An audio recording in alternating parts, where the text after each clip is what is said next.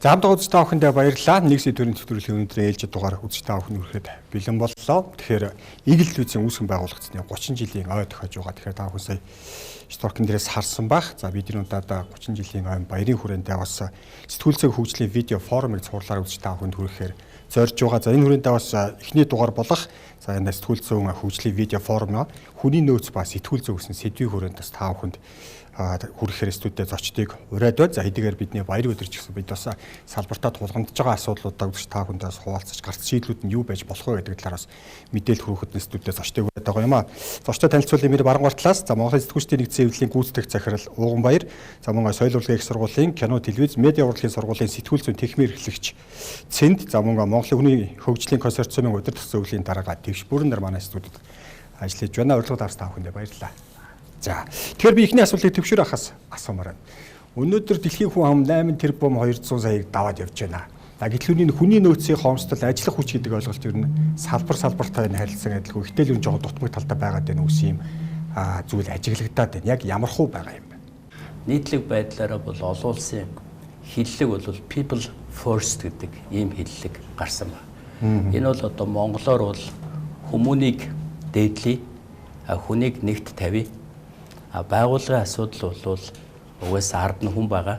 Тэгэхээр хүнийхээ асуудлыг шийдвэл тэр асуудал шийдэгдэнэ гэсэн ийм энгийн логик ухаанаар явж байгаа. Тэгээд хүний энэ асуудал өөрөө юу вэ гэхээр зэрэг одоо дэлхийн хөгжил, шинжлэх ухааны технологийн хөгжил, тэгээд одоо нийгмийн хөгжил, энэ бүх хөгжлийн одоо юу бол хурдц бол угаасаа маш хурдцтай явж идэг. Тэрний дэргэд бол нөгөө яг хүний хүчин зүйлээр хийгддэг тэр ажлууд нь бол угаасаа л байдаг.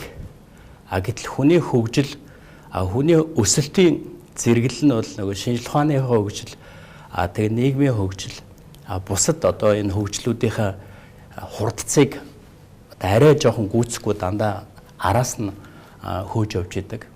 За тийм учраас энэ дээр бол заавал ийм одоо энэ хоорондын зөрүү буюу одоо gap гэж ярьж байгаа. Ийм зөрүү gap үүсч идэг. Тэгвэл энэ бол энэ бидний хүн төрөлхтний түүхэнд бол хамгийн сүүлд энэ цар тахал гэж яригддаг тийм. Энэ ковид гэдэг яг энэс хойш энэ маш тодор ингэж бүр илэрч гараад за тэгээд энэ зүй тогтол бол угаасаа ингэж яг энэ зүй тогтлороо явахгүй юм байна гэдэг нь бол бүх хүний нүдний өмнө бол ил болсон. Тэрний учир шалтгаан юу вэ гэхээр зэрэг дэлхийн бүх хүн төрөлхтөн яг хөгжлөө дагаж хүн ам зүй одоо нэгтрал нь ингээд үүсч идэг. Тэгэхээр нөгөө хөгжил ихтэй газрууд руу хөгжил багатай газрын хүмүүс тэмүүлж очиод тэр нөгөө амьдралын чанар болоод цалин хөлсний үнэлгээ өөрийнхөө бас үнэлэмжийг хамгийн их байх газрыг хайж эрэлхийлждэг. Тийм учраас дандаа нөгөө дэлхийн хөгжлийн төвүүд рүү очисон байдаг хүмүүс. Тэнд нэгтралууд ихссэн байдаг. Тэгвэл нөгөө цар тахал гараад 20 цаар тогтоосноос болоод бүх хүн бол нутаг бутсан. Тэгээ бүх хүн нутаг бутсанаас хойш эргээд нөгөө цар тахлаас хойш хэвийн амьдрал руугаа ороод нийгэм хөгждгөрөө хөгжөд ингээд явцад бол эргээд нөгөө хүмүүс нь болохоор зэрэг яг тэр байсан байрнаасаа эргээд нөгөө хуучин ажлууд дээр очих энэ үйл явц айгу удаашралтай одоо явагдчихл байна. Яг энэ үеэс эхлүүлээд юу вэ гэхээр зэрэг ер нь хүний нөөцийн хомсдол гэдэг ийм ойлголт бол илүү бүр асуудлын түвшинд нүүрлж гарч ирсэн. За тэгээд энийг бол том баггүй ярьж байгаа, байгууллага болгоо ярьж байгаа. За ийм л учиртай юм. За тэгээд энэ дээр бол яг хамгийн гол нь яг би нөгөө хүний нөөцийг яг мэрэгжлийн хүний талаас харах юм бол жишээ нь манай Монголын хөдөлмөрийн зах зээл дээр яг өнөөдрийн байдлаар ихэд бол бид нар хүний нөөцийн хомсдол гэж нэг ярих бараг шаардлагагүй болж байна. Яагаад бол яг өнөөдрийн байдлаар бол бид нар ер нь бол манай хөдөлмөрийн зах зээл чинь нэг хэрэгцээ шаардлага нэг 120-с 130 л байдیں۔ Өдөр болго өөрчлөгдөж болохоор шууд тэд гэсэн тоо бол байдгүй. Тэгэхээр энийг бол дандаа багцаалч тоонууд нь ярих хэвээр. Тэрнийх нь хангалт нь бол бид нар бас нэг 130-аас 150 мянган юуны хангалт одоо нөгөө идэвхтэй ажил хайгчийн хангалт байж идэг гэж ингэж үздэг. Энэ зөрүү нь бол нэг 20-с 30 мянган хүний зөрүүтэй байж идэг. Тэр нь бол манай монголчууд нөгөө ийш тийш хөдөлгөөн ихтэй. Гадаадын миграц ихтэй учраас энд хөдөлжээдгээр нь тооцоод аваад үзэхээр тоон уг нь ойролцоо болоод байгаа эрэлт нийлүүлэлтийн тоо. Гэхдээ байгууллагууд нөгөө хүнээ хайсаар байдаг учир шалтгаан юу вэ гэхээр тэнд байгаа 120 мянган хүн бидний хайж байгаа 120 мянган хүн хоёр шууд матч болно гэдэг бол асуудалтай байдаг. Яг гэвэл би өөрөө ажлын байрны тодорхойлолтоо гаргачаад зараа тавьж байгаа нэг мэрэгжлийн тэгээд яг энэгээрээ мэрэгчсэн хүн хайж идэг. Тэгвэл хайж байгаа тэр хүмүүс нэг нь ирээд таарна гэхээс 10 хүн ирээд 10-аа таарахгүй тохиолдож бас байж идэг. Тэгэхээр би энийг байнга хүнээ хайсаар л байдаг. Энийг одоо цаг хугацаагаар нь аваад үзэх юм бол бүрдүүлэлттэй хугацаа гэж яриад энэ бүрдүүлэлттэй хугацаанд сунжраад тагцсан хүн олдохгүй байна гэдэг асуудал яригдж эхэлдэг. Тэгэхээр энийг ер нь бол энэ асуудлыг бид нар ингээд томоор нь улс оронд бол энэ бодлогын түвшинд авч үзээд яг Монгол улсын эдийн засгийн сегментүүд ямар сегментүүд байна уу? Хөгжлийн стратеги төлөвлөгөө юу байна уу? Хэдэн мэрэгжилтэн байна уу? 3-5 жилийн хугацаанд хэдэн мэрэгжилтэн хэрэгтэй гэдгийг боловсролын яамтай, хөдөлмөр нийгмийн бодлогын яамтай засгийн газар ярьж байгаад нэгдсэн төлөвлөгөө гаргаад мэрэгчлэнүүдэд бэлтгэх ажлуудаа хийх хэрэгтэй байдаг. Ингэж бид нар энэ нөгөө гап гэж яриад байгаа зөрүүнүүдээс гарах хэрэгтэй. Бизнесийн байгууллага бол энийг өөрсдөө шийдэх гээд бол янз бүрийн арга хэрэгжилж байгаа. Тэг яг ийм хүндрэл бас манай салбарч бас тойроогүй дайрж байгаа. За бид бас яг энэ төлөөлөл болоод ялангуяа Монголын хил мэдээллийн салбарт ажиллаж байгаа редакцуудын төлөөллөөс ялангуяа редакцуудаас тодорхой хэмжээний удирдах албан тушаал ашиж байгаа энэ хил мэдээллийн салбарт ажиллаж байгаа сэтгүүлчдийнхаа байр суурийг бас тодруулсан байгаа. За яг өнөөдөр манай салбарт ямар шалтгааны улмаас ингэ хүний нөөцийн ховортол, хомсдол гэдэг зүйл үүсээд байгаа юм бэ гэдгийг тэд бас өөрсдийнхөө туршлага дээр үндэслээд дараах байдлаар тодорхойлж байгаа. Энэ яриаг үзэж тас үргэлж.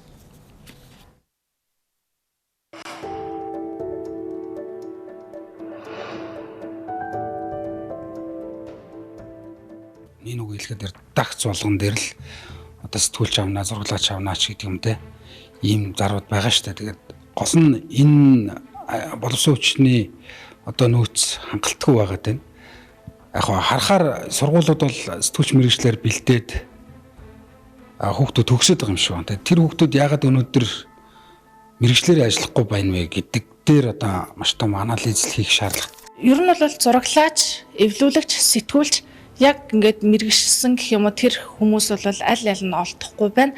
Мэдээж хэрэг илүү их чадвартай хүмүүс нь бол бүгдээрээ тусдаа бие дагаад хувийн студ чиглэлээр бас салаад явсан байна. Хэвлэл болгон, яам болгон, одоо бараг сайд болгоныг одоо хэвлээ алавтай ч гэдэг юм уу болоод хүний нөөцийг тэр хэсэг рүү татж байна. Нөгөө талаараа салин хөлс багын залуучууд маань ирэхгүй байна. Би маш олон одоо сургуулиудаар яваад төгсөж байгаа хүүхдээ нөө авьяаг ингэхэд ихэнх нь маркетинг салбар руу орцсон байна.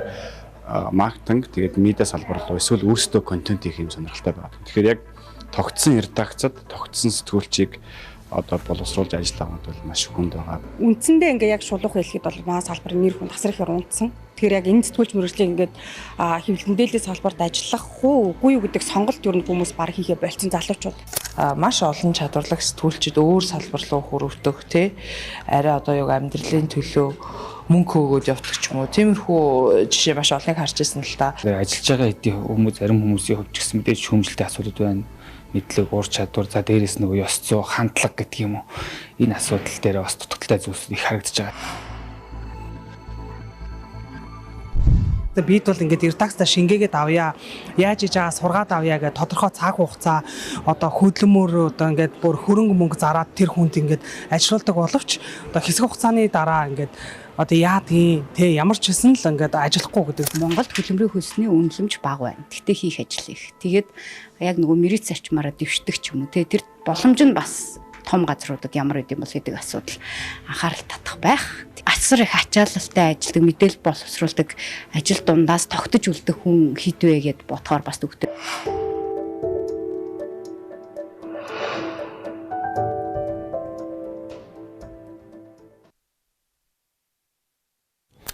За өнөөдөр яг хэвлэл мэдээллийн салбарт Монголын сэтгүүл зүйд өдөр тутам яг энэ үйл ажиллагаа явуулж байгаа. Манайдаас нэлээд томоохон тогтмол үйл ажиллагаа явуулж байгаа. Редакцнуудын зүгээс яг энэ хүний нөөцийн хомсдолтой зүйл дээр ямар шалтгаан байгаа вэ гэдэг талаар иймэрхүү байр суурийг илэрхийлж авч та хүн сонслоо. Ер нь эвлэлийн зүгээс за одоо сая ингээд маш олон шалтгаануудыг ерөнхийдөө дурдж байна. Редакцнуудын зүгээс хүний нөөцийн хомсдоос гарах боломж гарцыг ер нь юу гэж харж байгаа юм болоо? Салбар дотроо хоорондоо бие бинийгээ булаацалтаад байна уу? Өөр салбар руу ороод байна уу? Янз бүр юмуд баг шиг шалтгаанууд баг шиг байна. Эвлийн зүгээс гэхээсээ илүүтэй зүгээр бодлогын хүрээнд барьж байгаа нэг бодлого бол өнөөдөр яг хүний нөөцийн дутагдлыг үүсгэж байгаа сая бас редакцийн төлөөсөөс ч гэсэн 2 3 хүн дурдаад өнгөрч байгаа энэ зүйл бол манай нөгөө төр хажуудаа хэвлэлсэн ийм нөхцөл байдлыг бол бид нар эргэж харах хэрэгтэй. 1998 онд батлагдсан одоо хүчин төгөлдөр мөрдөгдөж байгаа хэвлэлийн эрхчлөөний тухай хуулийн дээр төр хажуудаа хэв мэдээлэл эрхлэлтэй байж болохгүй гэсэн ийм тодорхой заалт байгаа боловч энэ заалтыг хэрэгжүүлэхгүйгээр зөвсөө хуургасан хэвлэл мэдээллийн байгууллагууд буюу редакцууд төрийн дэргэд бол ажиллаж байгаа. Энийг нь хэвлэл мэдээллийн алба гэдэг нэртэй зарим хэсэг нь ажиллаж байна. Зарим хэсэг нь бол олон нийтэд харилцах хэлтэс гэсэн нэртэйгээр ажиллаж байна. Тэгээ зүгээр нэг аймагт нэг сумын юу засаг дараа хажуудаа нэг 2 3 хүнтэй. За цаашлаа дээшлээд явах юм бол засаг төр нь одоо 20 30 хүнтэй ийм хэмжээний редакцууд буюу ийм бий болгоцсон. Энэ нь эргээд нөгөө төрөөс санхүүждэг ийм хэвлэл мэдээллийн хэрэгслүүд болж хувирдсан байгаа. Өнөөдөр зүгээр анханцаараа л үзэлтэй бүх сайд дарга нар өөрийнхөө бичлэгийг сошиал дээр ирэл болгож яа түгээж ин тэ энэ нь бол Монгол улсын төрийн тэргүүнээс эхлээл бүх хүмүүс ингэж ийм ажлыг хийж байна. Энийний ард ямар хүмүүс ажиллаж байна гэхээр яг нөгөө хэвлэл мэдээллийн салбарт ажиллах ёстой тэр боловсон хүчингүүд тэнд ажиллаж байгаа. Дандаа улс төрийн албан тушаалууд хашаад тэндээсээ цалин аваад ингэ ажиллаж байгаа ийм нөхцөл байгаа учраас энийг бол бид нар эргэж харах ёстой, зайлшгүй шаардлагатай. Цаг үеэ энэ шаардлага юм аа. Энэ эсвэл одоо нөгөө улс төрийн нөхцөл байдал эсвэл одоо өөр юу гэдгийг янз бүрийн гоё үгээр тайлбарлаж болгож ирсэн хизээч ийм байж болохгүй. Хэвлийн төлөөлөгч, хэвлийн алба хоёр бол юугаар ялгаатай гэдгийг манайхан ерөөсөө анзаарч харахгүй байгаа юм. Зүгээр тухайлбал бус улс орнууд дээр үнэхээр яаж ажиллаж байгаа гэдгийг бид нар бодож үзэх хэрэгтэй. Хэвлийн төлөөлөгчийн мэдээлэл гэдэг өөр асуун үн цэнтэй ийм зүйл байдаг болохоос хэвлийн төлөөлөгч нэртэй хүн тэнд контент үйлдвэрлэгч болоод гүгээд иж болохгүй гэдгийг л бид нар бодож үзэх хэрэгтэй. Тэгэхгүйгээр энэ асуудал бол нэгдүгээр шийдэгдэхгүй. Хоёрдугаар мэдээж яг хамгийн их санаа зовж байгаа зүйл бол бидний үндэмжийн асуудал байгаа. Энэ дээр ч гэсэн манай бизнес эрхэлж байгаа энэ юу хэвлэл мэдээллийн салбар руу орж ирсэн энэ томоохон аж ахуйн нэгжүүд бол бас энэ дээр манлал үзүүлэх хэрэгтэй нийгмийн чанартай. Энэний цалин хөлсийг нэмэгдүүлэх тал дээр бол бодлогын өөрчлөлтүүд бол хийгдэх хэрэгтэй гэж бодож байна.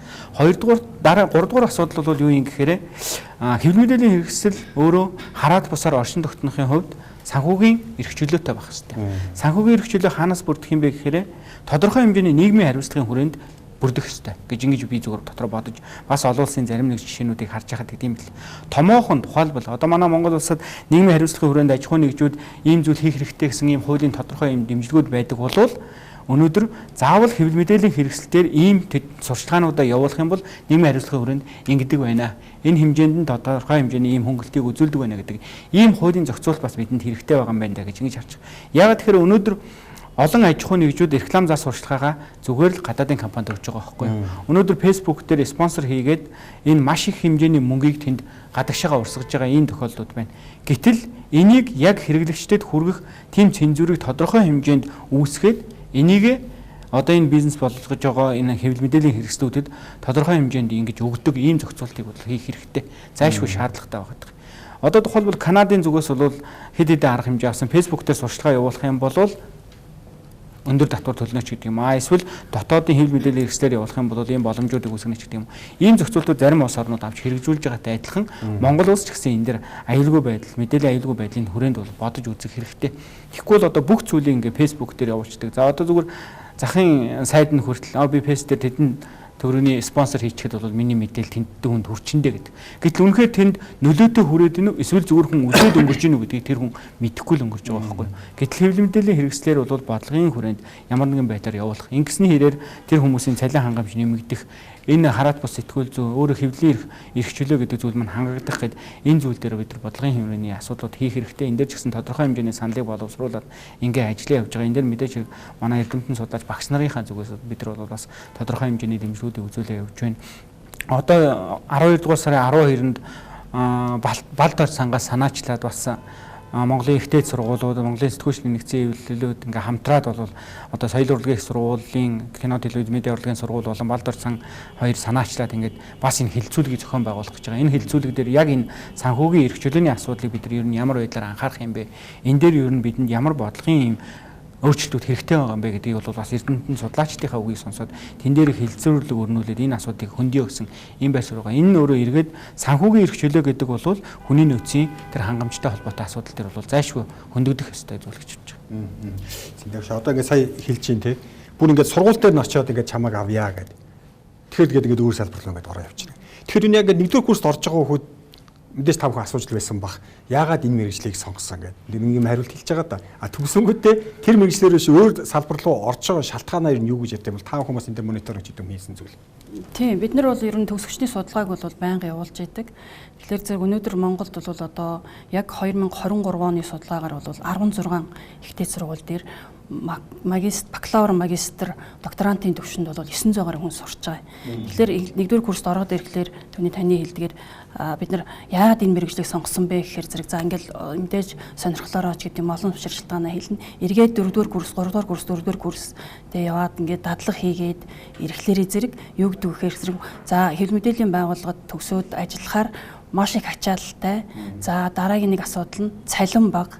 За тэгээд өдөр шөнийг ялгалгүй ингэж ажилтдаг ийм газарт бол бид нар одоо бас ажиллах нь хэцүү юм аа гэдэг ийм асуудлуудыг бол аягүй тавьдгийн. Ер нь бол учир шалтгаанаа. За тэгээд түрүүний нөгөө бас хэлээд исэн. За энд сая хэллээ. Хэвлэл мэдээллийн албатаар бол одоо яг төрийн байгууллагуудын хэвлэл мэдээллийн албатаар манай төгсөгч нар бол маш олноор орж байгаа. Үүнийгээ бол мэдээж одоо дэвшин дэвжих те боломж дээрээс нь төрийн байгууллагуудын цалин үйлсний асуудал бол сэтгүүлчдээс дээр байгаа. Өшөө дээрээс нь одоо нөгөө цагийн хуваарийнхаа дагуу ажилдаг ч гэдэг юм уу ийм шалтгаануудын улмаас бол ажил дээр гараад ажиллахгүй байгаа нь бол анзаарэгдэж байгаа. Ер нь бол судалгаагаар тэгж харагдаж байдаг. За одоо ер нь бол нийт нэг төгсөж байгаа хүүхдүүдийн нэг 20-30%, за бүр их сайндаа бол нэг 40% нь бол хэл мэдээллийн салбарт очдог. Гэхдээ нэг хэсэг хугацааны дараа бол за нэг 2 жил болоод ч юм уу за чи нөгөө газар ажиллаж байгаа юу гэхээр өө багшаа би солилцсон шүү дээ. Би тийм төрлийн байгууллагад очсон шүү дээ. Эсвэл аль нэгэн одоо нэр хүндтэй компанийн PR олон нийтийн харилцах дээр очсон гэж ингэж явж байдаг ийм асуудлууд л үнэхээр одоо байж байгаа. Одоо жишээ нь шүү дээ 2 жил ажиллаж байгаа л асуухаар солилцоо юм гээд. Ер нь зүгээр заавал сэтгүүл зүйн салбар хэвлэл мэдээлэл гэхгүйгээр яг өөрийнхөө үнэхээр сайн боловсон хүчнийг авч үлдэх шалгарсан гэдэг юм олон улсад зөвшөөрөгдсөн арга гэж байдаг юм. Би гэхдээ яг энэ сэтгэл зүйн салбар дээр бас та нарын ярьсантай холбогдуулаад яриул илүү оновчтой байх гэж бодож байна л доо. Энэ сэтгүүл зүйн салбарын энэ ажил өөрөө бол ийм уран бүтээлчийн ажил байна. Тэгэхээр уран бүтээлчийн ажил бол ер нь голдуу дэлхий дээр сонгодог хэлбэр нь бол одоо фрилансер хэлбэрээр бол ажилладаг. Тэгэхээр энэ фрилансеруудыг авчаад ганцхан байгууллага өөртөө харьяалуулчаад өөр юу ч хийлэхгүйгээд тэгээ өдөр шөнөгүй ачааллаад олигтой цалин өгөхгүй ингэх юм бол одоо бид тав байсан ч гэсэн ажиллахгүй. Яваал өгнө. Хүн чинь одооны залуучууд бол ингэж та хамгийн аятайхан одоо цаашаа өсч дэвжихээр карьерийн боломжтой, ажиллагад чөлөөтэй, өглөө орой цаг нь бас чөлөөтэй, тэгээ дуртай чаддаг ажлаа хийхэд шууд дэмждэг, үр дүнд суурилсан гүйцэтгэлийн үнэлгээтэй цалин урамшуул нь бол салбартаа тэргүүлэгч тийм байгууллагыг хайж байгаа байхгүй юу? Тэгэхээр хайж байгаа байгууллага нь тийм юм бол мэдээж хэрэг тийм биш байгууллага бол одоо хүн олдохгүй гэж яриад хэрэггүй байхгүй юу? Одоо жишээ бид нар саяны миний авсан мэдээлэлээр бол энэ их олон газар, энэ их олон тэр албатууд ажилдаг, бүгдээр нь ийм сэтгүүл редакторууд ажилтсан юм бол Монгол улс сэтгүүл редакторууд дутаагүй байна. Маш их байна. Бөөн ийм алтан мөнгөний загастай нуурнууд ингэ байж. Тэр нуурнаас айл загасыг авах нь бидний өөрсдийнх нь бодлогын асуудал болчиход байгаа байхгүй одоо. Байгууллага дээр бид нэг аятайхан хүн тогтохоор залуучууд ингээд ирээд те одоо шингэж сууршаад тэгээ эдээшэд үлдэхээр нэг ийм байгууллага бай. Монголчуудын ярьдгаар бол зан сайтай айл, замаг сайтай нуур гэж ярьдэн шүү дээ, тий. Тэрэн шиг ингээд тэр залуучуудаа гоё ингээд дэмждэг. Уран бүтээлээр гаргасан санааг нь гоё үнэлдэг. Уран бүтээлийн ажлыг нь бол ингээд хийх боломж олгож өгдөг. Жишээ нь уран бүтээлч нарын онцлог бол би одоо өөрөө нөгөө хүн судалдаг хүн учраас төрөл нь өөр байдаг. Тархины ондоо хэсэг нь ажилдаг. Тийм учраас цагийнх нь хуваар хүртэл өөр байдаг. Өдөр бол онгод нь ордгүй юм биш болно шүү дээ. Шүн дунд онгод нь ордог хүн бүх хүн унтаад чив чимээгүй болоод харах болгонгод онгод нь ордог байх юм бол тэр хүн шүн ажиллаад өдөр нь ажилдаа ирэхгүй ч болно. Тэгэхээр энэ би нөгөө фрилансер гэж ярьсны тэр хэлбэрийн онцлог ерөөсөө энэ байхгүй. Тийм учраас энэ яг энэ уран бүтээлчд ажилуулдаг байгууллагууд ялангуяа энэ сэтгүүл зүйн салбарын байгууллагууд бол өөрсдөө нэгдүгürt нь ашигын төв болох хэрэгтэй. Ашигын төв болж иж олигтой цалин өгнө. Хоёрдугаарт нь бол хүний нөөцийн бодлоготой яг энэ фрилансерын хэлбэрүүдийг аягүй сайн суурилж тийм ажлын байруудыг зарлах хэрэгтэй. Тэгэх юм бол Монголын хамгийн чадalтай сэтгүүлчд ирээл яг чөлөөтэй байдлаараа яг фрилансер хэлбэрээр ажиллаад уран бүтээлээ гаргаад хамгийн сайн одоо шимтэй тэр нийтлэлийг хийж өгөөд хамгийн гоё тэр одоо юуг контентыг бүтээж өгөөд тэгээ авдаг мөнгө аваад тэгээ явуулчих юм бол манай байгууллагаас тэр залуучууд салахгүй. Тэгээ дэлхийн нийтийн хэмжээнд одоо олон улсын ажил хөдөлмөр эрхлэлт бол 3 төрөл байдаг байхгүй юу? Манайхан болохоор ганцхан үндсэн ажилтан гэдгийг мэддэг. Тэрс юу болоо гээл ингээл ийгэлд ганцхан ажиллана гээл те нэг хідэн ингээд өөрийгөө мэдэрсэн те Монголд бол бид дээрээсээ одоо 3-т орж байгаа гэдэг мэдэрсэн ийм редактор те насаараа ийгэлд ажиллана гээл ингээд бодоо сууж ийн гэж байхгүй шүү дээ. Яг үнэхээр тэр хүний насан туршийн тэр одоо нөгөө амьдралын чанарыг ийгэл яг даах уу даахгүй юу гэдэг асуудал байхгүй. Хамаагүй даангийн гар үсгтээ тийм тусгай нөхцөлтэй бол болж байна. Тэгэхгүй бид манайх одоо олон редактортойгоо ингэж байгаа тохиолдолд бид нар юу гэхээр үндсэн ажилтнаас гадна фрилансеруудыг татахтай экспертийн тусгай хөтөлбөр гаргах хэрэгтэй байхгүй. Одоо эксперт гэдэг би зүгээр энгийн мэргэжлээс илүү төвшингийг хэлж байгаа. Одоо тэр хүн бол ер нь олон улсын түвшинд ажиллана, дэлхийн түвшинд ажиллана, Монголынхаа юмыг өөр ингээд гаргадаггүй. Тэгээд авиас бэлэгтээ төрцсөн. Одоо монголчуудын ярьдгаар бол одоо удамтай, гентэй тий. Ийм хүнийг бол бид нар тэр яг фрилансераар нь ажилуулад тусгай гэрээгээр ажилуулах хэрэгтэй. Тэр хүнийг одоо ганцхан ийгэл өмчлөн гэж байхгүй. Ийм л учиртай. Гурав дахь нь бол бид нар маш ийм сайн хувааруудыг гаргаад цагаар, төслөөр, ажлын хэсгээр ажилтдаг ийм төрлүүдийг бий болгох хэрэгтэй. Одоо шинэ ийгэл 30 сэтгэл зүйн хөгжлийн форум хийлээ гэхэд тэр форум дээр ажиллах хүмүүс нь форум гэдэг энэ төсөл дээр ажиллах хүн гээл 30 хоногийн хугацаатай ажиллах хамгийн шилдэг редакторуудыг 4-ийг ажилуулна гэд тэр төсөл нь өөрөө төсөвтэй. Тэр төсөв нөгөө 4 редактортай гайгүй боломжийн одоо мэдээж хэрэг нэг 21 хоног дээр ажиллахаар бол тий 21 хоногийн ажил дээр нь айгүй сайн ингээд төсөв тавиад өгсөн. Ийм хэлбэрүүдийг гаргахгүй бол одоо би цэцгээ гэдэг редактортай тэрийг одоо алдчихлаа гэдээ яриа сууж байгаа юм бол энэ болохоор тэр одоо бид нар шиг юм мэрэгжлийн хүмүүст бол одоо арай жоо өөр сонсогдоод байгаа юм л да. Ийм л учиртай. Тэгэхээр хүний нөөцийн бодлого гэж энийг л хэлдэг. Унаасаа нэг санхүүжилт гэдэг үг хэллээ тий. Чөтө нэлээд дээр үе тоо шүү. Юу нэг хэвлэл мэдээллийн байгууллагаа тоолсон чинь 480 бараг 500 тийм тоологдож байна. Одоо бүгдийг ингээд оруулаад. Гэтэ ингээл тодорхой хэмжээнд үйл ажиллагаа явуулаад байна. Хүний нөөцийн хомсдолтой ч гэсэн энэ санхүүжилт байгаа учраас тодорхой хэмжээнд тэгээ үйл ажиллагаа явуулаад байна да. Ер нь бол тэгэхээр энэ санхүүжилтийн асуудлыг ер нь яаж шийдэж байгаа болоод энэ олон байгууллагууд ингээд нэг дор яваад байна. Нэг хэсэг бол одоо ингээд телевизийн тоо нэмэгдээл те. Ингээ явжсэн бол өнөөдөр бол сайтууд гэдэг тоо маань өнөөдөр баг хөдөлгөөнд бол өдөр тутамдаа нэг редакц сайт дээр бий болж байгаа гэдэг ийм төр зураг байгаад байна. Гэхдээ үнэхээр яг тэнд нөгөө чанартай хүний нөөц бүрдүүлсэн редакц үсээд гинүү? Эсвэл зөвхөн хин нэгний одоо юу гэдгийг санхүүжилтээр дөнгөн дангаа ажиллах тийм хэмжээнд үүсгэж гинүү гэдэг хоёр чиглэл чанар эсвэл тоо гэдэг зүйл дээр үүсчээд байгаа байхгүй юу. Тэгэхээр яг үнэхээр бодлогын хүрээндээ бие даасан ийм чөлөөт хараат бус сэтгүүл зүг хийх гэж байгаа үүсгэж байгаа редакцууд гэж байна. Гэтэл хажуугаар нь зүгээр л хин нэгний гар хөл болохын тулд үүсэж байгаа тийм цаг хугацааны хувьд бол удаан амьдрахааргүй тийм редакцууд хүртэл байгаад байгаа учраас энэ нөгөө санхүүжилтийн асуудал хөндөгдөд байгаа. Хоёрдугаар нөгөө манай улс төрчидийн бас нэг асуудал байна. Манай салбар руу хэд их ингэж хошууд өрдөг буюу санхүүгийн тодорхой их үүсвэрүүдийг өгж идэг. Тэрүүгээр өөрсдийнхөө эрх ашгийг явуулж идэг ийм зүйлүүд байна. За дараагийн нэг хүндрэлтэй асуудал бол яах аргагүй энэ зөвхөн амьдруулах гэж байлгаад байгаа тохиолдлууд байна. Ялангуяа томоохон аж ахуйн нэгжүүдийн дэргэд байгаа хэвлэл мэдээллийн хэрэгслүүд ч юм уу те. Тэд нар бол зөвхөн амьдруулах гал байгаад байна. Тэнд олигтой цалин өгөөд нэгэнхээр саяны хэлдэг шиг сайн мэрэгчнүүдийг тэнд байлгаад байгаа үгүй байхгүй. Зүгээр гэхдээ ямар ч хэлсэн урсгал зардлын тодорхой хэмжээний нөхөд байгаа иймэрхүү төр зургууд байгаа учраас байгаад байна. Зүгээр шалгуураар бол эн чинь давах ёстой л даваа гэж ингэж харагдах ёстой. Гэтэл нөгөө хүссэн хүсээгүй сайнууд нь шалгараад үлддэг л ийм л нэмж тодод бид нэр 2000 оны ихийг харах юм бол шар сонингууд хэдийн хэмжээнд байлаа. Гэтэл ээжлэл хаагцаар хэдэн сонинтой үлдлээ те. Яг тэрнтэй адилхан өнөөдөр телевизүүдийн тоо бол цөөрөд эхэлсэн байх жишээтэй. Сайтууд одоо ингээд үржиж байгаа бол хэсэг хугацааны дараа сайтуудаас бас шалгараад үлдчихэв. Тэгэхээр энэ бол нөгөө явах ёстой жамаараа л явж байгаа манай салбар бол туулах ёстой юмар туулж байгаа. Зөвхөн 20 жилийн өмнөхийг ч гэсэн бодоод үзэх юм бол ихтэй сургууль төгссөн Зүгээр шив дээрээ ангийнхнаас л бодоод үзэлтэй өнөөдөр яг хэдэн хүн яг салбартаа ажиллаж байгаа. Анх төгсөөл хэдэн хүн салбар руу орсон тий.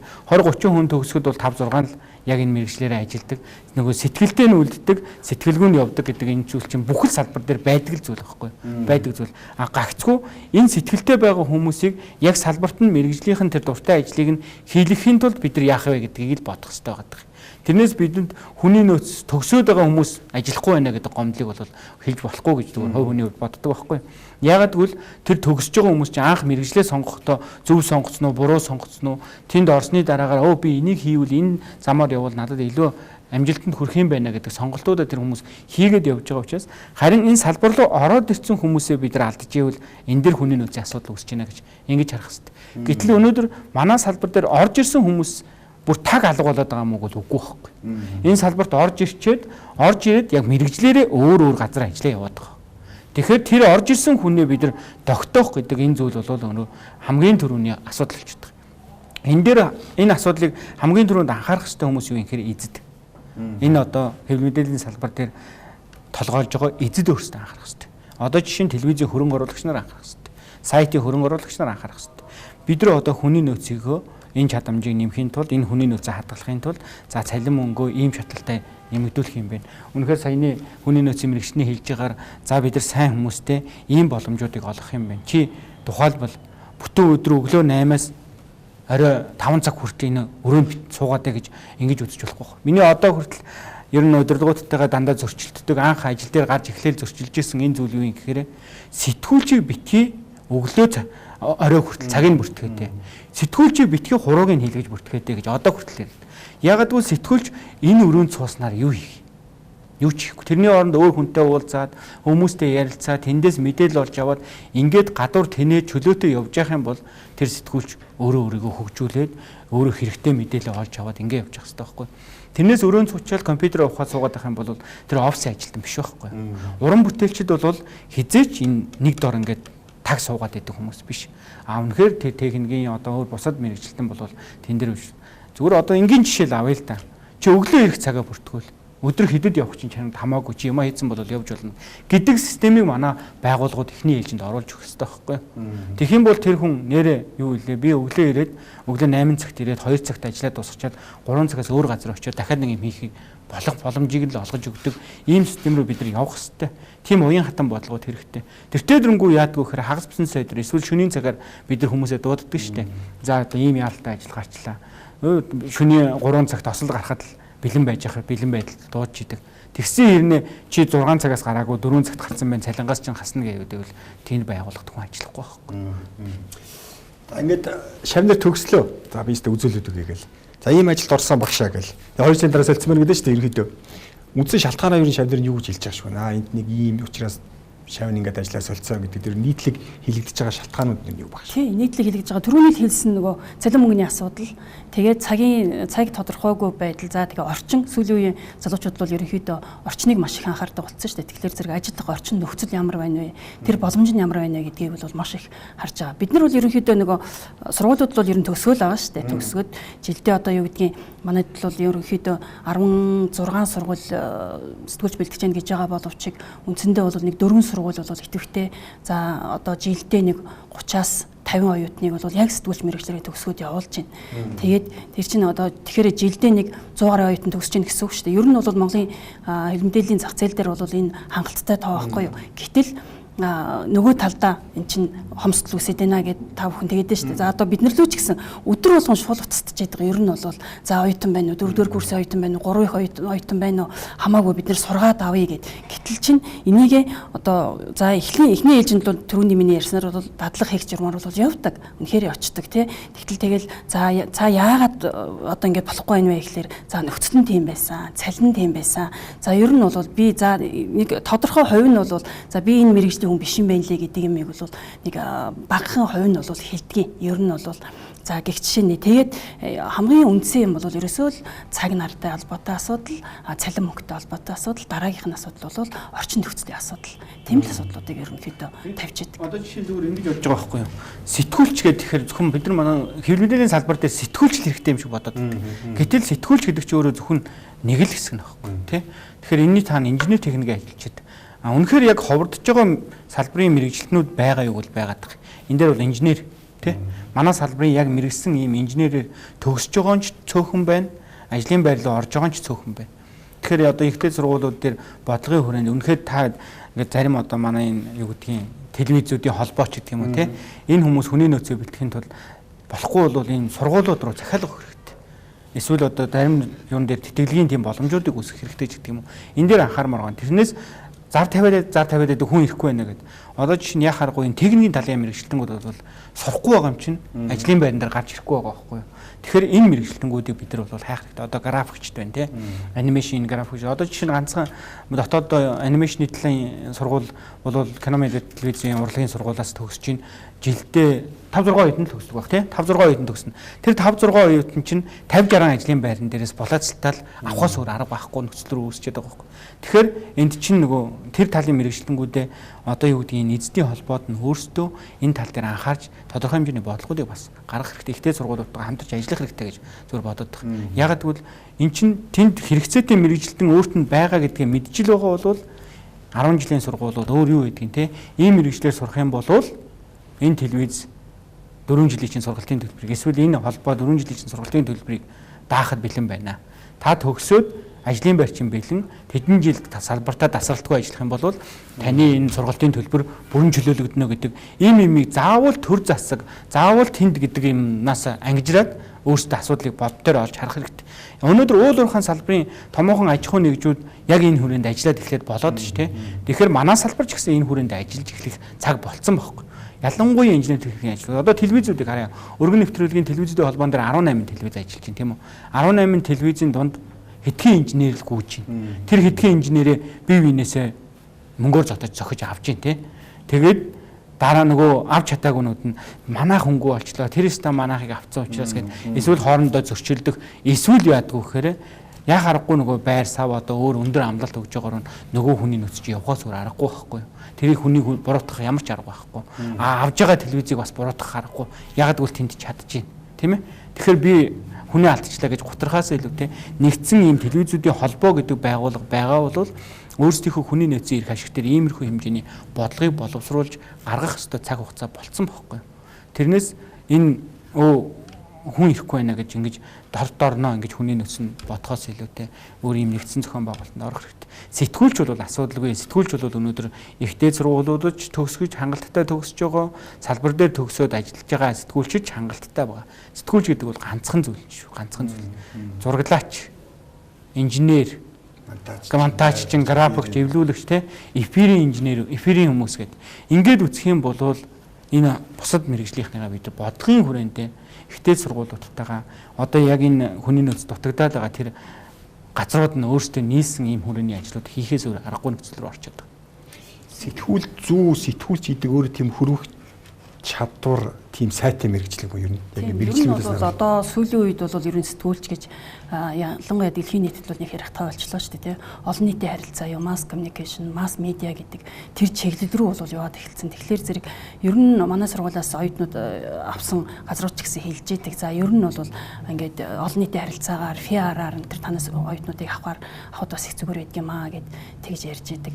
Өшөө ер нь бол ингээд хэлмэдээлийн салбарын яг ийм цогц мэрэгчлэлийг бэлтгэж байгаа одоо яг Монголдо ганц сургууль бол манай сургууль ахгүй юу, соёл урлагийн сургуулийн кино телевиз медиа урлагийн сургууль дээр сэтгүүлч, найруулагч, зураглаач, инженер, мультимедиа гэсэн ийм чиглэлүүдээр бол яг ийм 5 мэрэгчлэр бол манай сургууль бэлтгэж гаргаж байгаа. Гэхдээ үнэхэрийн төрөний уган баярыг хэлсэнчлэн за сэтгүүлч нь арай олон төгсөж идэг. Нөгөө мэрэгчлүүд бол үнэхээр цөөхөн төгсөж байгаа. Одоо жилдээ нэг 10 хэдэн хүүхэд төгсөж байна. Найруулагчийг гэхэд за зураглаачийг нэг 5-6 хүүхэд төгсөж байна. За медиа анимашныг бол сүүлийн үед нэлээ эсэл тулан нэлээ гайгүй бас ордог болсон. Тэгэхээр зэрэг тэнд нэг за нэг 5-6 хүүхэд төгсөөд байсан бол одоо нэг 20-30 хүүхэд төгсөж байна. Бүр 30 ч бараг төгсөхгүй дээ 20 хэд ч юм уу те 10 хэд 20 хэд төгсөж байна. Тэгэхээр зэрэг энэ зах зээл чи өнөөдөр ямар байгаа вэ те медиа чиглэл рүү чинь одоо бүх байгууллагууд тэр чиглэл рүү явж байна. Тэгэхээр зэрэг нөгөө 10 эд хүүхэд чинь нөгөө 20 хүүхэд чинь бүр хаанаач юу ч болдгоо байхгүй. За ялангуяа зураглаач байна. Одоо манай дээр зураглаач гэтэл жилд нэг 5 6 хүүхэд төгсөж байна. Бүр ингээ булаацалтал аль төгсгөөсөө өмнө нөгөө хэд чинь ингээ ажлын саналуудыг аваад ингээд явчихж байгаа байхгүй. Тэгэхээр яг үнэхээр одоо энэ салбар дундаа одоо хамтарч ажиллаж үнэхээр сургуулиуд руугаа харьцаж те. За тэгээд өшөө дээрээс нь энэ мэрэгжлүүдийн чинь онцлогуудыг сурталчилсан те. Тийм сурталчилгаа юм а хэвлэл мэдээллийн байгууллагууд ч гэсэн өөрсдөө явуулдаг ийм байх хэрэгтэй байгаа байхгүй. Ер нь бол биднэрт тэгээд хандах юм бол аль ч сургууль дээр бол за ялангуяа манай сургууль дээр ч гэсэн одоо ийм зохис мэрэгчлэтнүүдийг бид нэр сүүлийн 30 жил бэлтгээд ирлээ шүү дээ. Тэгэхээр зэрэг манай сургуульд бол хүний нөөц нь байна. Багш нар нь байна те. Тэгэхээр зэрэг ерөөсөө байгууллагууд ингээд хамтраад ажиллая гэх юм бол бидний зүгээс бол татгалзах зүйл байхгүй. Юу н альва байгууллагын гол үндсэн одоо оршин тогтоох шалтгаан бол одоо хэрэглэгч баг. За одоо жишээ нь хэвлэл мэдээллийн салбар гэдэг бол одоо манай контент бол бүтээгдэхүүн баг. За үзэгчд бол одоо жишээ нь хэрэглэгч гэдэг юм уу. Тэгэхээр магадгүй хэрэглэгчийн зүгээс тодорхой хэмжээний шалгуур илүү өндөр байж иж магадгүй одоо илүү чанарлуу дэвших гэдэг юм уу. Ийм хандлага бас нэлээ байх ёстой байдаг. Одоо яг тэр чиг хандлага бол дэлхийн хүний нөөцийн 10 том стратеги байдаг. Одоо залуучуудын төрөлд одоо мод гэх юм уу. Тэр 10 шинэ стратегийн нэг нь болохоор зэрэг employee experience гэдэг нэртэй байхгүй. А тэрийг болохоор хүмүүс одоо experience гэхээр туршлага гэж боддог. Тийм биш. А тэр юу вэ гэхээр зэрэг нөгөө ажилтнаа байгууллагаас ажилтнаа харахтаа хэрэглэгч гэж харах тэр хандлага байхгүй. А тэгэхээр одоо би жишээ нь ухаан нэг байгууллагт ажилладаг бол намайг байгууллагын одоо удирдлагаас захиргааны зүгээс хүний нөөцийн удирдлагын газраас те намайг харахтаа хэрэглэгч гэж харах хэрэгтэй. Тэгэхээр энэ хэрэглэгчийг би яаж өөдөн татах вэ? Яаж одоо халамжлах вэ? Яаж кэрлэх вэ?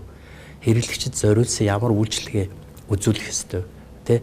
А энэ хэрэглэгчээ сайн ингээд халамжлаад дээдлээд байх юм бол бид нарт нөгөө илүү өгөөчтэй байдаг те. А ийм сэтгэлгээний өөрчлөлтийг бий болгоцсон байхгүй. Би одоо энэ бас сэтгүүл зүй гэдэг үгийг хараад байжсэн. Сэтгүүл гэдэг ер нь ард түмний сэтгэлгээнд өөрчлөлт оруулах тийм одоо хэрэгсэл юм биш үстэй. Миний заримдаа сонсогдож ирснээр бол одоо 3 дахь засаглал гэдэргээл ярьдаг тий. Тэгэхээр яг тэр утгаараа болохоор одоо хүний нөөц дээр бол энэ сэтгүүл зүй ба хүний нөөц гэдэг хоорондоо уялддаг яг энэ одоо яг тэр цэг тэр аспект бол нэлээд олон аспект болчиход байна. Түрүүний хэлснээр нөгөө ажилтнаа хэрэглэгч гэж харах гэдэг тий. Тэр нь болохоор зэрэг ажилтнаа хэрхэн яаж кэрлэх вэ? Бидний ярьсан юм дандаа л тийм байлаа. Хідэн сэтгүүлчтэй яаж өөдөн татаж халамжлах юм бэ л үсттэй тий. Тэгээд эднэрийг хүн гэж үзээд тий, ардаа амьдралтай гэж үзээд бас идэж унттай юм гэж үзээд тий. Бас одоо сайхан хувцас өмсөх ёстой гэж үзээд гой сандал дээр суух ёстой гэж харвал зүгээр юм шүү гэдэг ийм л хүний нөөцийн бодлого байхгүй. А нөгөө талдаа хүний нөөц сэтгүүл зүй хоёр яаж холбогдоод байгаа хамгийн нэгдүгээр аспект бол одоо ажилтнуудынхаа дотоод харилцаа уур амьсгалыг судлаад тэгээ нийтлэл гаргаад тэгээд байгууллагынхаа дотоод одоо сайт мат дээр тавиад нийтлүүлээ тий. За дорж гэдэг хүн юм бодд юм байна, ингэж ярьд юм байна. Манад 8 жил ажилласан юм байна. Болдгож хүн дөнгөж ороод 6 сар болж байгаа юм байна. Ийм юм бодож явт юм байна тий. Энэ өөрөө сэтгүүл зүй хүний нөөц хоёрын одоо нөгөө огтлцож байгаа нэг аспект нь болчиход байгаа. Хоёр дахь нь бол одоо HR-ын брендинг гэдэг юм гараад ирсэн байна. Түрүүн би хэлсэн зан сайтай айлд хүн болгоочдөг, замаг сайтай нууранд загас жараахаа усан шууд бүгд цугладаг гэж өвгдийн сургаал واخгүй Монгол ухаан. Өнөөдөр яг хүний нөөцийн тэр брендинг нь яг тэр байхгүй. Айл байгууллага хамгийн их цалиу өгч байна. Айл байгууллага хүний хийсэн тэр уран бүтээлийн шударгаар үнэлж байна. Дэлхийн үнэлэмжийг тэнд байлгаж байна. Залуучуудаа бол яг ингээд бүтээлч хүн яг манай хамт олонны нэг гэдэг нүдээр харж гин үү те. Ямар бодлого хандлага байна уу гэдгийг залуучууд энэгээр хайгаа явж идэг. Яг үндэ залуучууд байгууллага хайж байгаа юм биш. Тийм брендингийг л хайж байгаа. Одоо ялангуяа бидний орчин үеийн шинэ үеийн залуучууд одоо Gen Z гэдэргээд нэрлэлсэн байна шүү дээ. Тэд нар юу хайдаг вэ гэхээр брендингийг хайдаг байхгүй. Тэд нар брендэд дуртай байхгүй. Тийм болохоор сургаггүй компанид очиж ажиллахгүй. Ойлгож байна. Тэгэхээр нөгөө байгууллага болгон брендинг хийх хэрэгтэй болчихж байгаа. Тэгэхээр тэнд чинь одоо яг та нарын мэрэгжлийн асуудлууд гараад ирж байгаа. Тэгэхээр тэнд нэг одоо хамгийн энгийнээр бол нэг public relation хариуцсан ажилтан, одоо PR-ийн ажилтан гэдэг олон нийтийн нөгөө юу төлөөлөгч нь л байгаа шүү дээ. Тэр нь. Тэгээд тэр хүн чинь бол хийдэг ажил нь болохоор байгууллагынхаа дотоод янз бүрийн гоё юм уулзалтуудыг зохион байгуулах, хурал цуглаанаа гоё зохион байгуулах, гадагшаага ингээд хүмүүст мэдээлэл өгөх тий дотроо удирдах ажилтны зөвлөгөөн форумуудыг зохион байгуулах тий тэгээ манлайлагч нарын уулзалтуудыг байн хийх тэг өөрийнхөө хүмүүсийг Монголд болоод дэлхийд болж байгаа олон юмд оролцуулах гэдэг тийм ажлуудаар энэ нөгөө хүний нөөц сэтгүүл зүйн хоёр чинь ингээд тийм кросс хийгээд байгаа байхгүй. Тэгээ огтлцож байгаа тэр аспектууд нь бол дандаа сэтгүүл зүйн аспектууд байгаа. Тэгэхээр энэ компани ийм юм байна гэдгийг бид нар дотроо ингээд бодоод барахад яваад байдаг. Ярьдгүй. Тэгвэл угаасаа гаргаж яриад манай байгууллагт орж ирэх гээд байгаа залуучуудад мэдээлэл өгж сэтгэлгээний өөрчлөлттэй бодлыг өөрчлөх ийм ажил хийдэг ийм юм нь болохоор одоо HR-ын брендинг болчиход байгаа. Тэгэхээр нөгөө байгууллага дээр чи аягүй олон тийм сэтгүүл зүйн мэрэгжилтэн ингээ хэрэгтэй болоо том компани аваад байна гэж яриад байгаа шүү дээ. Яг тийм байгаа. Улс төр би бас тийм байхаа гэж бодож байна. Бас л юм брендинг хийдэг л байлгүй бодвол тий. Би ухаантай шүү. Энэ хүн ухаантай юм байна.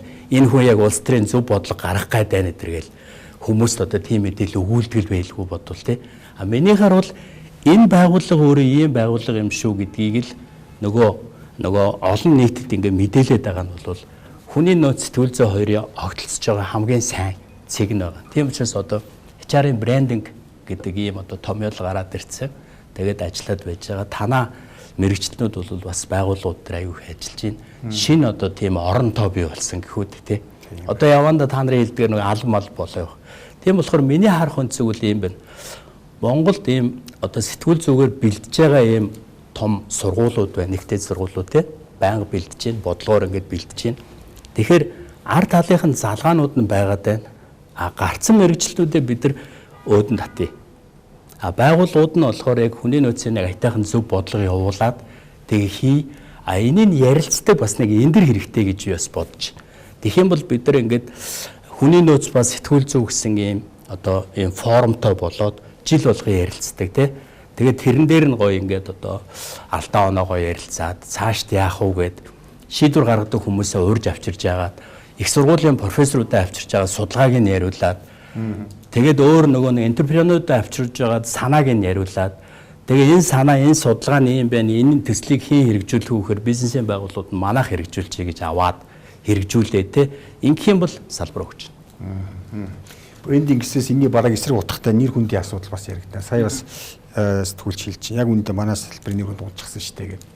Энэ бас мэдээж боловсон хүчин за бүр өөр салбар руу зүхтаах гэдэг юмны шалтгаан болж байгаа баг. Өнөөдөр нь Монголын сэтгүүл зүй хил мэдээллийн салбарын нэр хүнд юу яг ямар хөө төвшөнд байна. Яаж бид нар бас жоохон дийлэх. Бид бас дотроо энэ талаар нэг нээлттэй ярьдаггүй л дээ. Салбарын нэр хүндийг хэн унгаж байгаа гэдгийг өөрсдөө эхлээд өөрсдөө хэрэгтэй. Бид өөрсдөө л унгаж байгаа байхгүй тий. Тэрнээс гаднаас нэг хүн орж ирээд эдний нэр хүнд муу шүү гэд яриад байгаа мó гэвэл бас тийм биш. Тэгэхээр салбарын нэр хүндийг хэн унгадаг гэхээр бид өөрөөсдөө өөрсдийнхөө нөгөө хэмжүүрээс хальсан нөхцөлд л ундаг. Ийм л нөхцөл байдал байгаа. Тийм учраас энийг буцаагаад сэргээх нь хэн байх юм гэхээр бид нар өөрсдөө л байна. Өөрсдөө байна гэдэг нь наандаж бид мэдээллийг яаж хүргэх үү гэдэг дамжуулах уу гэдэг редакцийн тэр бодлого дээрээс л эхлэх хэрэгтэй. Өнөөдөр редакцийн хүрээнд буюу ажлын байрныхаа давуу байдлыг ашиглаж олж авсан мэдээлэл өөрийнхөө хувийн постн дээр постлчоод тэрийгэ постлохдоо зөв бос үг хэрэгжилж байгаа болвол тэр хүн салбарын нэр хүндийг хамгаалагч уу, унгаагч уу гэдгээ өөрөө дүгнэх хэрэгтэй. Нэг, хоёр болохоор юу вэ гэхээр өөртөө нь үзэл бодол таарахгүйгаа өөр нэгэн лөө давшилдаг. Ийм хандлага бас манай салбар дээр нэлээд түгээмэл ажиглагдаад байна. Ийм учраас энэ өөрөө эргээд нөгөө энэ сэтгүүлчл ингэдэг штэ. Сэтгүүлчнэр л ийм штэ. Энэ хэвлийнхэн л тийм штэ гэдэг ярианы их усэр болж байгаа. Өнөөдөр зүгээр хаалтын гэрээ гэдэг үгийг хэн анх гаргасан юм? Хаалтын гэрээ гэдэг үгийг манай салбар өөрсдөө л гаргаж тавьсан байхгүй. Өөрсдөө гаргаж тавиал хэвлэл мэдээллийнхаа хаалтын гэрээ хийдэг штэ гэдэг. Гэтэл үнэн хэрэгтээ ямар ч бизнес дээр хамтын ажиллагааны гэрээ байдаг үстэй. Тэр хамтын ажиллагааны гэрээг л хаалтын гэрээ гэдэг нэр хонч өгөөл бид нар өөрөө өөрсдөө л муухай харагдуулсан штэ. Тэгэл нийгмээрээ тэр хаалтын гэрээ хийдэг хэвлийнхэн гэдэг нэр хочтой болол үлдсэн. Хин хохирсон эсэргээрээ бид нар өөрсдөө л хохироод үлдсэн байхгүй. Зүгээр бусад улсын бидний нэг мөрөөдөд байдаг Америкийн жишээ авъя л да. Америкийн жишээ Америкийн сонгуул боллоо. Америкийн парламентын сонгуул боллоо. Америкийн ерөнхийлөгчийн сонгуул боллоо. Хэвлэл мэдээллийн хэрэгслүүд улс төрийн хүчинтэйгээ хамтын ажиллагааны гэрээ хийгдэж л байгаа шүү дээ. Тэр хүрээндээ тэр ерөнхийлөгчийнхөө сурчлагыг явуулж л байгаа шүү дээ. Ил тод зарлаж байгаа шүү дээ. Би манайх энэ жил за тэр нэр дэвшигчийг дэмжинэ гэж ил тод зарлж байгаа шүү дээ. Манайх зарлахгүйгээр л гэрээ хийждэг тэрэндээ асуудаг юм. Тэгэхээр бид нар өөрөө өөрсдийнхөө нэр хүндийг унгааж байгаа. Өнөөдөр ингээд сая ярилцлага өгж байгаа хүмүүс ч гэсэн бидний нэр хүнд муу байна гэвэл тэгвэл сэргээхийн төлөө юу байсан? Тэ? Бид нар сэргээхийн төлөө юу байсан? Сэргээхийн төлөө би хүнд юу гэж хэлсэн гэдэг ийм насаад эхлэх хэрэгтэй юм бэл. Тэгэхгүй бид нар өөрсдөө зүгээр муухай байна гэж ийшээ харж нэг хэлчихэл ийшээ харж чийч болж байгаа шүү гэх нөгөө хүндээ буцаж муу харагдуулаад байгаа хүнээ чи болж байгаа шүү чи гоё байгаа шүү гэж хэлж болохгүй л байхгүй. Тэгэхээр бид нар өөрсдөөсөө л хэрэгтэй тэр нэр хүнд гэдэг асуудлыг бол нэр хүнд ёс зүйн 2 цуг явах л та. Ер нь яг одоо сэтгүүлч бэлтгэж байгаа сургууль дээр яг энэ ёс зүйн хичээл ёс зүйн талаас нь яг энэ сурж явах 4 жилийн хугацаанд бэлтгэдэг яг бодлого маань өнөөдөр ямар хэмжээнд байдаг гэж таад өгнө. Тий, ер нь бол сэтгүүлчийн ёс зүйн хичээл бол 3 кредитээр онол практиктагаа ороод явж байдаг. Бүх сургуулиуд дээр энэ бол ороод явж байгаа ёс зүйн хичээлийг бол бас ч гэж бид нар бол ер нь нэлээд тийм ойлголтыг бол нэлээд сайн өгөөд явуулдаг. Гэхдээ нөгөө ер нь нөгөө нэг үхрийн ивэр дөргөл 1000 үхрийн ивэр дөргөн гэдэг чинь тий. Ер нь яг ингэж ажиглаад байхад бол ер нь нийтээрээ биш нэг хэдэн хүний л асуудал байгаад байгаа шүү дээ тий. Тэгэхээр зэрэг ер нь манай сургуулиас өнгөрсөн жил 2 жилийн өмнө Монголын сэтгүүлчдийн мэрэгжлийн одоо нэр хүнд ямар байна вэ гэсэн тийм санал асуулгын судалгааг бол явуулж үзсэн бид нар нэлээд хэдэн асуултаар тэр үед бол одоо яг 2 жилийн өмнөх үйл явц шүү дээ. Тийм ч нэг доош орчихсан юм бол бас анзаарагдаагүй нэлээд хэдэн асуултаар бол зарим янз янз асуултанд хариулсан байсан л да. Яг мэрэгжлийн судлаач 30 гаруй хүн тэгээд 200 гаруй тийм иргэдээс бол авсан судалгааны үр дүнгээр тэгээ эргээ тэрийгээ дэлхийн нийтэд ингээд харьцуулаад үзэхэд дэлхийн нийтэд ч гэсэн ялгаа авахгүй мөн сэтгүүлчийн нэр хүнд бол бас л ийм нэлээд доогуур төвшөнтэй ийм байгаад байдаг. Тэгэхээр бид нар цаашд одоо манай сэтгүүлчид яах юм бэ гэхэлэр зэрэг нөгөө мэрэгжлийн байх гэдэг юм дээрээ л бид нар ер нь онцгойрч одоо ажиллах хэрэгтэй болчиход байгаа юм. Тэгэл энд тэнд очиод хаа хамаагүй очиод лайв хийдэг те. Одоо тэгэл нөгөө өөрийнхөө хувийнхоо орон зайгаар нөгөө мэдээлэлээ нөгөө мэрэгжлийнхээ мэдээллүүдийг цацдаг. Энэ байдал нь үргэлжлээл ах юм бол бидний нэр хүн цаашаа унаад байна л гэсэн үг. Тэгэхээр мэрэгжлийн байх гэдэг тэр үйл ажиллагаан дээр анхаараач. Тэр үйл ажиллагаан дээр төвлөрөөч л гэж одоо ер нь судлаачдын зүгээс бол байнга сануулж явж байгаа. Шинэ төгшийг хэлж байгаа тийм яг санал нэг байгаа байхгүй. Ягаад тэгэхээр үнэхээр сэтгүүл зүйн нэр хүнд муугүй юу гэдгийг юунаас бодтой жишээ авч ийнэхээр анхдагч мэдээллийг их сурвалж хаанаас иргэд одоо үзэгчд авж ийнэхээр сошиал нийгмийн сүлжээнээс авж ийн. Баталгаажуулалтаас хаанаас хийж ийнэхээр мэрэгжлийн редакцийн мэдээллээс авж байгаа байхгүй юу. Тэгэхээр Монгол улсын хэмжээнд сүүлд хийсэн судалгаагаар яах юм бол анхдагч мэдээлэл авж байгаа их сурвалж бол за нийгмийн сүлжээ гэдэг дээр бол бас 70-80% нь хэлж байгаа. Энэний баталгаатай эсхийг нэгтэлж үзэх тохиолдолд хаана хэнд итгэх вэ гэхэд мэрэгжлийн редакц буюу телевиз, сонин сайтад итгэдэг гэдэг итгэл нь 86-аас дээш хувьтай байгаа байхгүй юу. Тэгэхээр нөгөө салбарын чинь нэр хүнд бол тэнд хангалттай байгаад идэг. Яг үнэхээр цөөхөн хэдэн хүн муухай харагдуулдаг. Тэр муухай харагдуулж байгаагаа бид нар тэр чигээр нийтийнх юм шиг ингэж ойлгоод байдаг. Маш сайн ажлаа хийгээ явж байгаа мэрэгжлийн сэтгүүлчид бол манай салбарт 90% байгаа шүү дээ, тий. Сэтгүүл зүй, сошиал зүй хоёрыг одоо яаж нэг жоохон ялгаа зааг нь үзэгчдтэй хүртэж байгаа хүмүүстэй ойлгуулах вэ? Яг сэтгүүл зүй юу, сэтгэл зүй юу гэдэг ийм асуулт орчоод байгаа, тий. Тэгэхээр саяны хэлдгээр багшийн хэлдгээр нөгөө мэрэгжлийн гэдэг үгээ бид нар өөрөө дандаа урдаа кавичнд хийж явах хэрэгтэй. Мэрэгжлийн гэдэг үг ямар юм гэхээр бид сэтгүүлч гэдэг үг чинь өөрөө сэтгэж бодож тий тунгааж тэгээ тэрийгэ боловсруулж ингэж юугаар ялгарч байгаа учраас тэндээсээ л эхлээд хийх хэрэгтэй байна. Ер нь бол хэрвээ та сэтгүүлч бол нөгөө сошиал тамжаарахтай байгаа ч л гэдгийг хэлмээр байна. Тэгэхээр сошиалоор л ерөөсөө нөгөө сэтгүүлчийн мэрэгжлийн үйл ажиллагаагаа одоо уул нь бол тэр хүн ялахгүй биш ялгаж байгаа шүү дээ. Гэсэн хэрнээсээ нөгөө нийтийн олон нийтийн платформуудыг ашиглаад фэйсбүүкийг ашиглаад юм уу нөгөө мэрэгжлийн үйл ажиллагаагаа сошиалаар цацчихж байгаа юм. Тэгэхээр зэрэг тэр нь одоо нөгөө мэрэгжлийн үйл ажиллагааны юм уу эсвэл тэр хүний сошиалын өөрийнх нь үзэл бодол, хувийнх нь үзэл бодол юм уу ерөөсөө мэддэхээ байлцсан. Тэгэхээр зэрэг сэтгүүлчдийг бол BBC энтер бол нэлээд хэдэн жилийн өмнө тийм сэтгүүлч нараа хэвлэл мэдээллийн байгууллагынхаа одоо сошиал тамжаарахтай байх талаар редакцийн зүгээс одоо зөвлөмж гаргаж энэ төр тэгжсэн л та. Тэгэхээр зэрэг ер нь редакцууд бол тийм зөвлөмж энэ төрийг гаргах ёстой юм шиг байна. Дотооддоо асуудлаа тэр чинь заавал дээшээ хууль эсвэл дүрм журм гэдгийн шаардлага байхгүй шүү дээ. Дотооддоо асуудлаа шийдээ явуучих. Тэ дүрм журм гаргаад сошиалд одоо энэ мэдээлэлээ яаж тавих вэ? Ямар платформудаар энэ мэдээллийг засаж олонд хүргэх юм тэр гээд энэ асуудлуудаа бол редакц дотроо шийдээ явуучих хэрэгтэй юм шиг байна. Тэгэхгүйгээр өнөөдөр ерөөсөө редакц яаж ажиллаад байгаа юм бүүмэд те тэр хүн үнэхээр эсвэл редакцгүй нэг хүн ч гэсэн гарч ирэл лайв хийгээл би сэтгүүлчгээл тэгчээд байгаа шүү дээ. Би сэтгүүлчгээд фэйсбુક дээр тавьсан мөртлөө нөгөө лайв хийгээд байгаа зүйлээ фэйсбүүкээр цацаад байдаг. Тэгэхээр зэрэг тэрийг олон нийт юу гэж хүлээж авч яах вэ гэхээр зэрэг тэр чинь сэтгүүлчгээд тэр хүн чинь тавьсан юм чинь тэр хүнийг сэтгүүлчл гэж хүлээж авна шүү дээ. Тэгэхээр зэрэг сэтгүүлчид бол өөрсдөө сошиал тамжаарахтай байгаа ч гэдэг асуудлыг л ер нь хэлмээр байна. За бидний цаг ирэхэд өндөрлөлт өгсөн байна. Одоо чинь ингэж штэ. Ялангуяа бид ингээд салбар дотроо бие бинийгээ хаалцдаг л да. Ер нь гайгүй редакцтай явж байгаа хэвлэл мэдээлэлээс өөр тийшээ далд тохиолдол нэлээд байдаг. Гэхдээ тэрийг нэг жоохон тууштай биш өөр ингээд олон газар ажилд орлоо борлоо гэдэг жоохон буруутгах гэдэг юм хандлагууд ер нь байгаад идэг. Энэ ер нь тухайн хувь хүн талаас харах юм бол их тийм буруу зүйл өгнөс биш. Одоо гэдэг магадгүй байрны уртчилгаа ч гэдэг юм уу, одоо байгаа цалингийн өсгөөд ч гэдэг юм уу, ийм шалтгааны улмаас боловсролчны алддаг л та. Энэ бол одоо юу нэ яг нэг салбар дотор хөдлөд байгаа энэ хүмүүсийн хувьд бол тэр хувь хүмүүсийн буруу гэж одоо бид нар харах ёсгүй юм байна. Яг бол хувь хүн өөрөө бид нар ч гэсэн яг адилхан яг бодож сэтгэж байгаа ч гэсэн яг л адилхан л байна. Тэгэхээр бид нар бас адилхан л нөгөө түрүүний хэлсэн нөгөө өөрт өгөөжтэй те байгууллага нь өөрөө тийм мүлжүүртэй эдээшмээр тийм байгууллагыг л хайна шүү дээ тийм шүү дээ. Тэгээд сайн хамтрагч нараа хайна. Тэнд ямар удирдлага байна вэ? Өшөө тэнд ямар авьяаслаг мэрэгчлэлтэнгүүд байна уу? Надтай гар нээлдэх сэтгүүлч нар тэнд хаана байна уу? Миний найз одоо бади хаана байна вэ? Тэ? Миний одоо юу яг надад багшлах хүн хаана байна вэ? Тэ? Би эсвэл очиод багшлуул миний шавнар оюутнууд хаана байна уу гэдэг ийм эрэл хайгуулт хүн явж идэг. Эцсийн эцэст бол зорилго нь амьдралын чанараа дэвшлүүлээд аз жаргалтай амьдрах. Тэгэхээр өнөөдрийн хүний нөөцийн менежментийн одоо vision гэж ярьдаг те. Хитээн зорилго алсын хараа нь бол дэлхийд даяар employee happiness гэж зарласан байхгүй юу? Энэ бүр стандарт болсон. Тэгээ бид нар тэр хүмүүсийг ч гэсэн ингээд орчлон хорвоо төр төрөхдөө тэр хүн ингээд жаргах гэж төрчихье гэдгийг нь бол үүсгэж болохгүй.